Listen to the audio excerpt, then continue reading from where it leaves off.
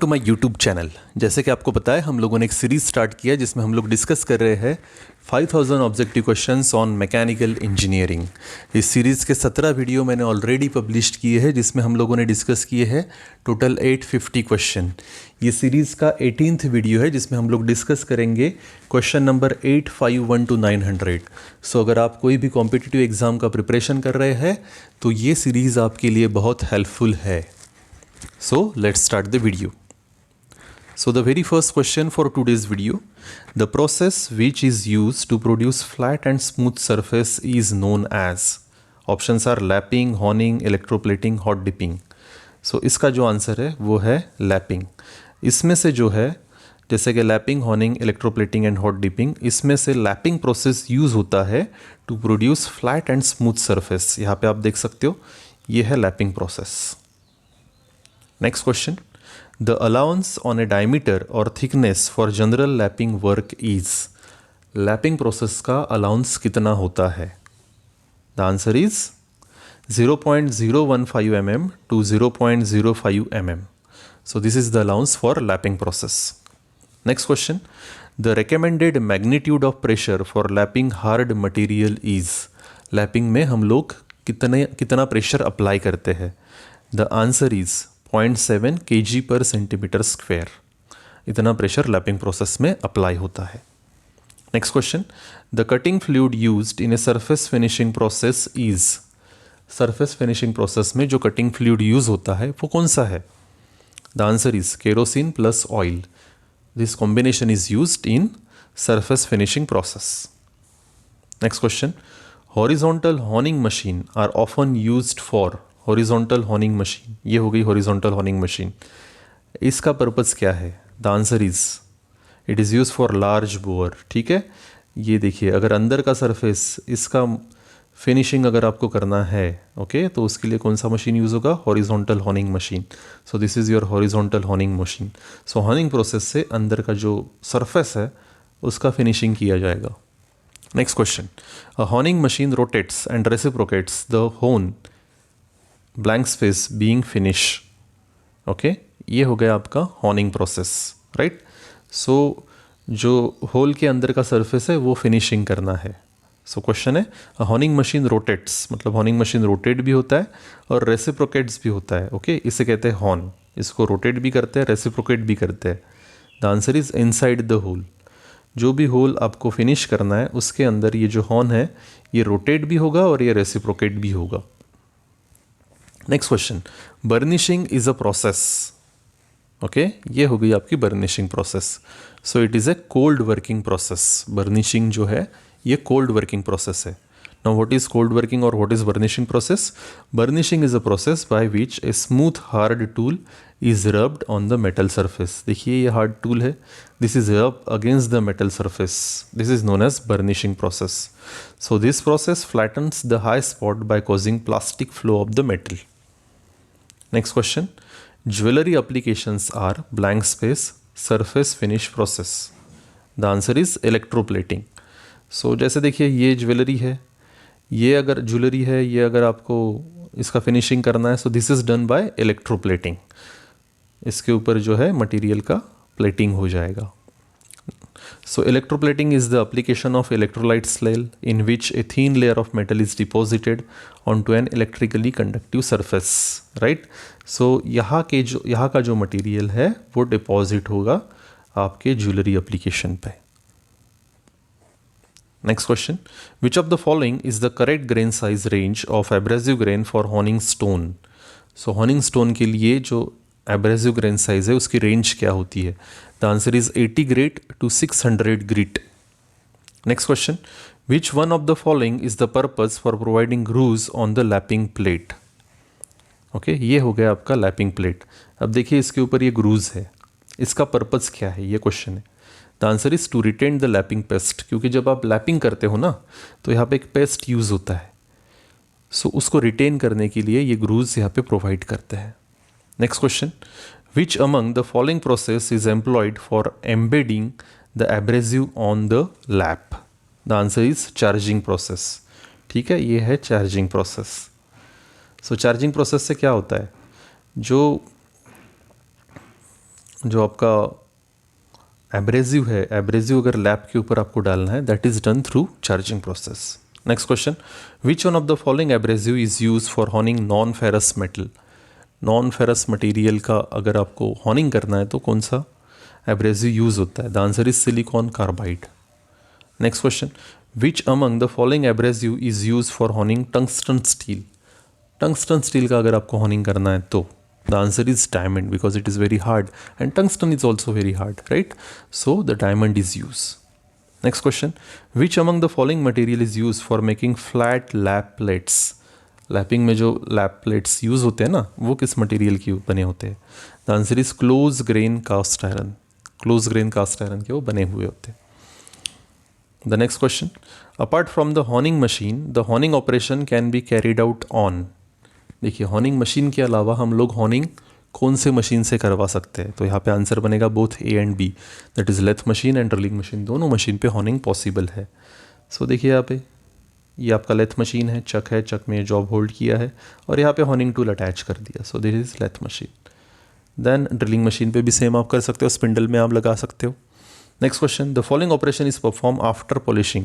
Polishing के बाद कौन सा प्रोसेस करते हैं? सो पॉलिशिंग के बाद करते हैं बफिंग प्रोसेस। ये हो गया आपका बफिंग प्रोसेस। कार का बोनेट वगैरह उसका फिनिशिंग अगर करना है तो बफिंग से होता है। Next question, which one of the following is not an application of electroplating? इसमें से कौन सा इलेक्ट्रोप्लेटिंग का ऑप्शन नहीं है? The answer is corrosion prevention.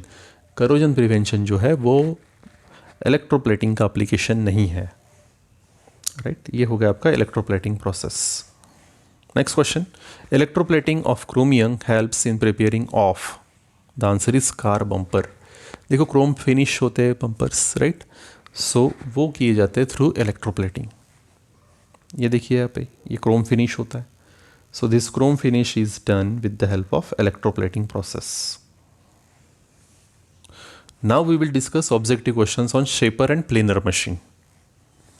Okay, so in shaper machine 4 option है, इसमें से right option, work piece is stationary while tool reciprocates. तो ये हो गया आपका शेपर मशीन।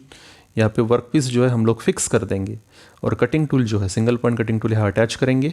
ये रैम ऐसे रेसिप्रोकेट होगा। दैट मीन्स आपका कटिंग टूल जो है वो रेसिप्रोकेट होता है शेपर मशीन में, वेयर एज आपका वर्क पीस जो है वो फिक्स होता है। That is your shaper machine. Next question, following shapes is are produced with shaper machine? ये जो शेप्स है ये प्रोड्यूस किए जाते हैं। ओके, इसका आंसर है ऑल ऑफ द अबव। जैसे कि वी ब्लॉक हम लोग प्रोड्यूस कर सकते हैं शेपर मशीन से, देन डॉटेल, उसके बाद गाइड जीप, ये सारे शेप्स जो है हम लोग शेपर मशीन पे प्रोड्यूस कर सकते हैं, मशीनिंग कर सकते हैं। Next question, in shaper during working stroke the tool block rest on? Okay, tool block कहाँ पे रखा जाता है? The answer is clapper box. देखिए, ये है क्लैपर बॉक्स और ये आपका टूल बॉक्स है या टूल पोस्ट है। तो क्लैपर बॉक्स के ऊपर टूल बॉक्स रखा हुआ होता है जिसमें आपको कटिंग टूल को रखना है।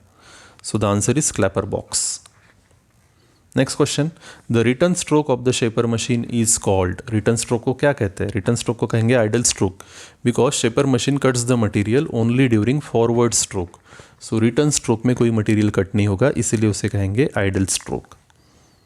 Next question, which of the following mechanism is used in shaper machine? So the answer is crank and slotted liver mechanism. ये जो मैकेनिज्म है ये यूज़ होता है।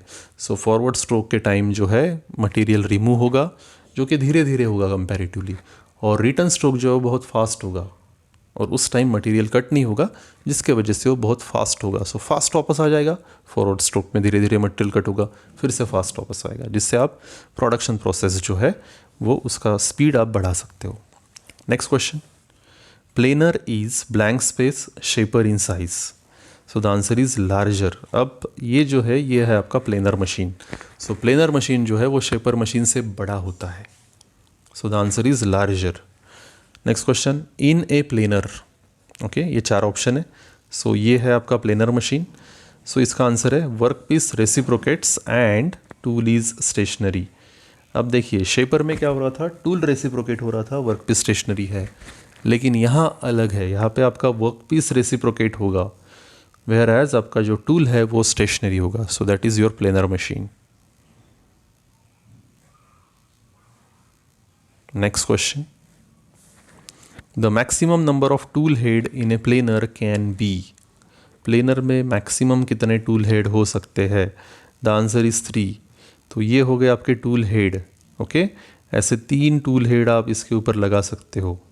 So the maximum number of tool head in a planer it can be 3। Next question, the standard clamping devices used on a planer machine are. The answer is all of the above, all of the above. मतलब planer में आप planer jack, angle plate, T holder, ये सारे आप as a work holding devices use कर सकते हो। Next question, the size of the planar is specified by. ये आपका प्लेनर मशीन है, इसका साइज कैसे स्पेसिफाई होता है? The answer is maximum length of the stroke. उसका स्ट्रोक कितना है, वर्कपीस कितना ट्रैवल होता है एक पॉइंट से दूसरे पॉइंट तक, that is stroke of the planer, और उससे ही उसका साइज डिफाइन होता है। Next question, the main part of the shaper are. Shaper के मेन पार्ट्स कौन से हैं? The answer is all of the above, that is base and the body, ram and the tool head, cross rail. Okay, so ये सारे जो है ये shaper machine के पार्ट्स है। Next question, the base of the shaper is heavy cast iron casting, true और false? The answer is true. देखिए ये जो बेस है ना, ये कास्ट आयरन का बना होता है। कोई भी मशीन का बेस जनरली कास्ट आयरन का बना होता है, क्योंकि सारे जो वाइब्रेशन है वो एब्सॉर्ब कर लेता है cast iron because of its damping capacity. Next question, the top and side of the table of a shaper is usually have. The answer is T type slot. देखिए यहाँ पे ये जो स्लॉट्स है ना, ये टी टाइप के होते हैं। ये देखिए यहाँ पे टी शेप के स्लॉट्स बने हुए होते हैं। Next question, in a shaper the length of the stroke is increased by. The answer is increasing the center distance of bull gear and crank pin. So shaper में जो है हम stroke बढ़ा सकते हैं, कैसे? Increasing the center size of the bull gear and crank pin.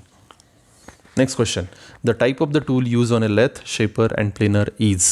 So obviously the answer is single point cutting tool. ये जो है ये इसे कहते हैं single point cutting tool। ये यूज़ होगा आपके shaper, planer और lathe machine में। Next question, in a shaper the metal is removed during. So the metal is removed only during forward stroke, return stroke में metal remove नहीं होता है shaper machine में। Next question, in a shaper the answer is work is stationary whereas your tool reciprocates. Next question, which of the following act as a housing for operating mechanism in a shaper? Okay, the answer is column।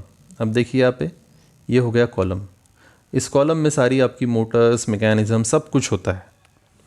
सो उसे कहते हैं operating mechanism of your shaper. Next question, which of the following part of the shaper provides a straight line motion of the tool? The answer is ram. So ये जो है ये part है RAM, और ये रेसिप्रोकेट होता है। सो ये स्ट्रेट लाइन मोशन प्रोवाइड कर रहा है टूल को, RAM, right? So the answer is RAM. Next question, which of the following part of the shape is used to hold the tool? The answer is tool head। ये हो गया tool head, इसे कहते हैं tool head जिसमें आपका tool लगेगा। Next question, हाँ अब हम डिस्कस करेंगे objective questions on tool material. So 38 question of this video, wearing resistance of the cutting tool must B. Wearing resistance कैसे होना चाहिए कटिंग टूल का? It should be very high, मतलब वो जल्दी वियर आउट नहीं होने चाहिए। अगर जल्दी वियर होंगे तो आपको चेंज करने पड़ेंगे, तो ज़्यादा टाइम लगेगा मशीनिंग में, कॉस्ट भी ज़्यादा लगेगा। So wearing resistance of the cutting tool must be high. देखिए आप ये वियर आउट हो गए तो ये कुछ काम के नहीं, अब कटिंग टूल्स आपको फेंक देने पड़ेंगे। Next question, which of the following tool is most suitable for very hard and brittle material? Hard और ब्रिटल मटीरियल अगर है तो आप कौन सा कटिंग टूल मटीरियल यूज़ करोगे? The answer is carbide. Okay, so ये कार्बाइड के टूल्स है। सो अगर आपको मशीनिंग करना है बहुत हार्ड और ब्रिटल मटीरियल तो आप यूज़ करोगे कार्बाइड के बने हुए tools. Next question, which of the following tool material will offer lower friction and higher resistance to crack and wear? The answer is coated tool. Okay, coated tool जो है जहाँ पे कोटिंग किया है टूल के ऊपर, उसका जो कोएफिशिएंट ऑफ फ्रिक्शन है वो बहुत कम रहेगा। Next question, which of the following material can be use for coating on the tool? कौन सा मटेरियल यूज़ होता है कोटिंग करने के लिए टूल के ऊपर? The answer is titanium carbonitride, TiCN। Next question, thermal conductivity of the cutting tool must be, cutting tool की थर्मल कंडक्टिविटी क्या होनी चाहिए? It should be high. Okay, अगर अपने अंदर में उसने हीट स्टोर कर लिया तो वो डिफॉर्म हो जाएगा, वो फेल हो जाएगा, उसने हीट कंडक्ट करना चाहिए आगे। So for faster removal of heat, cutting tool must have high thermal conductivity. Next question, which of the following properties are required for cutting tool? इसमें से कौन सी प्रॉपर्टी रिक्वायर्ड है? The answer is all of the above, that is it should be hard. Hot hardness मतलब higher temperature पे भी उसने hardness maintain करना चाहिए। Pressure resistance, bending resistance, toughness, inner bonding strength, ये सारी चीज़ें आपके कटिंग टूल में होना बहुत ज़रूरी है। Next question, cutting tool material must be harder than that of the material of work piece. True है कि नहीं? जो चीज़ आपको कट करना है उससे भी आपके कटिंग टूल का मटेरियल हार्ड होना चाहिए, तब जाके वो कट होंगे। अगर ये सॉफ्ट है तो आप कट नहीं कर पाओगे। So true. Next question, high speed steel lose their hardness at? The answer is 600 degree Celsius. जैसे 600 डिग्री सेल्सियस क्रॉस होगा, HSS टूल जो है वो काम नहीं करेगा, क्योंकि उसकी हार्डनेस कम हो जाएगी। Next question, which of the following is the hardness known material? Hardest material कौन सा है इसमें से? The answer is diamond. Diamond जो है हमेशा याद रखो सबसे हार्ड मटेरियल है। Next question, which of the following is not a constituent of HSS? इसमें से कौन सा जो है वो HSS में नहीं होता है? सो द आंसर इज निकल। निकल आपके हाई स्पीड स्टील में नहीं होता है। नेक्स्ट क्वेश्चन, अब हम करेंगे discussion, that is objective questions on machining. So in which of the machining process removal metal is negligible? सबसे कम मटेरियल कौन से प्रोसेस में रिमूव होता है? सबसे कम मटेरियल। ओके, सो देखिए यहाँ पे सरफेस फिनिश प्रोसेस, ग्राइंडिंग, ये हो गया आपका मेटल रिमूवल प्रोसेस, राइट। सो इसका जो आंसर है वो बनेगा सरफेस फिनिश प्रोसेस। जैसे कि आप ग्राइंडिंग कर रहे हो तो उसमें कम मटेरियल रिमूव होगा, वेयर एज अगर आप मशीनिंग कर रहे हो तो ज़्यादा मटेरियल रिमूव होगा। So in which machining process removal metal is negligible? That is your grinding process और surface finishing process. Next question, in which type of metal removal process grinding is included? Grinding कौन से type में आप डालोगे? The answer is abrasive process. Grinding जो है वो abrasive process है, तो ऐसे ग्राइंडिंग व्हील आपके पास होता है जो कि एब्रेसिव पार्टिकल का बना हुआ होता है, इसीलिए इसको कहेंगे abrasive process. Next question, which of the following is included in machining process? इसमें से कौन सी मशीनिंग प्रोसेस है? देखिए पहला ये है एक्सट्रूजन प्रोसेस। हम लोग प्लास्टिक स्टेज में यहाँ पे मेटल रखेंगे, उसको प्रेस करेंगे थ्रू द डाई, तो डाई का जो भी शेप है वैसे प्रोडक्ट हम लोगों को मिलेगा। Then this is soldering process, electrical connections अगर आपको करना है तो। Then this is your drilling process, अगर होल ड्रिल करना है। And then this is coating process, right. So इसमें से कौन सी मशीनिंग प्रोसेस है? So drilling is the machining process, so the answer is drilling. Next question, in blank space type of machining process manufacturing process material is wasted, it is the form of chips. So देखिए यहाँ पे पहली है machining process, देखिए यहाँ पे chips produce हुई। Second है casting process, second option casting process, जिसमें हम लोग मेटल को मेल्ट करेंगे और फिर उसको डाई में पास करेंगे और फिर सॉलिडिफाई होने देंगे। फिर है जॉइनिंग प्रोसेस, जैसे कि welding process. And last one is forming process, जैसे कि एक्सट्रूजन हो गया, रोलिंग हो गया। अब इसमें चिप्स कहाँ प्रोड्यूस हो रहे हैं? मशीनिंग प्रोसेस में। So the answer is machining process. Next question, why metal removal process is costly? Metal removal process costly क्यों है? ये हो गया metal removal process. Both more energy is required and some material is wasted. Material waste होता है, energy बहुत ज़्यादा लगती है, इसीलिए मेटल रिमूवल प्रोसेस जो है वो कॉस्टली है। Next question, blank space metal removal process include milling. ये आपका milling machine. So the answer is conventional machining. Conventional machining metal removal process includes milling. Next question, which of the following is a type of non traditional machining? इसमें से कौन सा type है जो कि non traditional machining का type है? Okay, so ये पहला हो गया turning, second is your drilling and third is milling. इसमें से आपको करना है कि नॉन ट्रेडिशनल टाइप कौन सा है, तो answer is none of the mention, क्योंकि टर्निंग, ड्रिलिंग और मिलिंग ये कन्वेंशनल प्रोसेस है। Next question, in which process various energy forms other than the sharp cutting tool is used to remove the material? Okay, so ये हो गया conventional process, this is grinding, abrasive process, और ये एक non traditional process है। सो इसका answer है non traditional machining. अब देखिए यहाँ पे भी आपने एक शार्प कटिंग टूल यूज़ किया है, यहाँ पे भी शार्प कटिंग टूल आपने एक यूज़ किया है, ग्राइंडिंग व्हील जिसमें एब्रेसिव पार्टिकल्स है। लेकिन नॉन ट्रेडिशनल प्रोसेस में क्या होता है, इसमें आप कोई शार्प टूल यूज़ नहीं करते हो। Next question, the following machining operation can be used only with large volume manufacture because of high cost of tooling use. Okay, इसमें से कौन सा मशीनिंग ऑपरेशन है जिसमें very large volume of manufacture because of high cost of tooling is used. Okay, तो पहला drilling है, दूसरा शेपिंग, टर्निंग और ब्रोचिंग, ये सारी प्रोसेस है। देखिए ये हो गया आपका ड्रिलिंग प्रोसेस, ये हो गया shaper machine shaping process, this is your turning process and this is broaching process. So the answer is broach, right. अब देखिए इसमें सबसे कटिंग टूल का कॉस्ट सबसे ज़्यादा कहाँ पे है, ब्रोचिंग में। ब्रोच जो है वो बहुत महंगे होते हैं और वही क्वेश्चन है, high cost of tooling. So high cost of tooling is use in broaching. Next question, which of the following is not a machining operation. इसमें से कौन सा जो है वो मशीनिंग ऑपरेशन नहीं है। पहला ऑप्शन है रोलिंग, देखिए ये हो गया रोलिंग ऑपरेशन। सेकेंड है पार्टनिंग, 2 टुकड़े आप कर रहे हो। Third drilling and fourth one is knurling. So second, third, fourth ये सारे मशीनिंग है, वेर एज रोलिंग जो है वो मशीनिंग प्रोसेस नहीं है। सो ये थे बहुत important question as far as your machining processes, then shaper, planer, tool material, इसके रिगार्डिंग। सो अगर आप कोई भी कॉम्पिटिटिव एग्जाम का प्रिपरेशन कर रहे हो तो प्लीज़ मेरे चैनल पे चाहिए और प्लेलिस्ट विजिट कीजिए 5000 objective questions on mechanical engineering और अपने दोस्तों के साथ भी इसे शेयर कीजिए। Thank you so much for watching this video. Thank you.